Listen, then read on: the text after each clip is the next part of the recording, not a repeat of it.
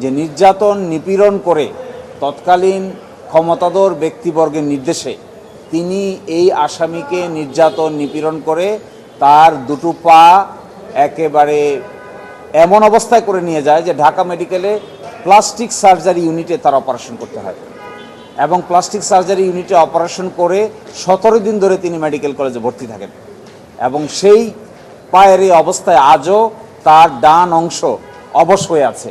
তিনি এখন কাস্টাডিতে আছেন, আমৃত্যু কারাবরণ করছেন।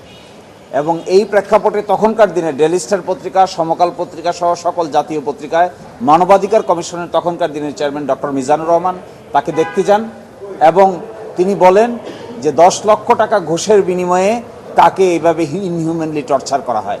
এই সব কিছুই নথিতে ছিল। এখন মামলা শুনানির সময় এসে ওই ছবি এসেছে, ওই মেডিকেল রেকর্ড এসেছে এবং আয়োর যে জবানবন্দি সেখানেও তিনি স্বীকার করেছেন যে তাকে তখনকার দিনের বার্ন ইউনিটে রেখে চিকিৎসা দিতে হয়েছিল এবং 17 দিন তাকে বার্ন ইউনিটে রাখা হয়েছিল এবং সেখানে সাজেশন আছে যে তার ডান পায়ের নিচে দিয়ে ইঞ্জেকশন পুশ করা হয়েছিল এবং এই কারণেই এই আয়োকে ডাকা হয়েছে।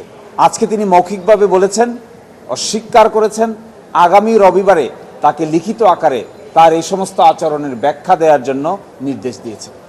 এই জন্য আমরা শুরু থেকে আমরা বলেছিলাম, এই মামলায়ও বলবো যে স্বীকারোক্তিমূলক জবানবন্দি রেকর্ড করার ক্ষেত্রে অবশ্যই নিত্য নতুন সিস্টেম আবিষ্কার করা প্রয়োজন। ডিজিটাল এই রেকর্ড সিস্টেম যদি না থাকে তাহলে পরবর্তীতে আদালতের সামনে টর্চার করে নেওয়া হলো, তার ইচ্ছার বিরুদ্ধে নেওয়া হলো, কি পরিবেশে তার স্বীকারোক্তিমূলক জবানবন্দি রেকর্ড করা হলো, তার কিন্তু কোনো তথ্য প্রমাণ কেউ হাজির করতে পারে না। সব লেখা। এই লেখার মধ্যে তৃতীয় ব্যক্তি কোথায়?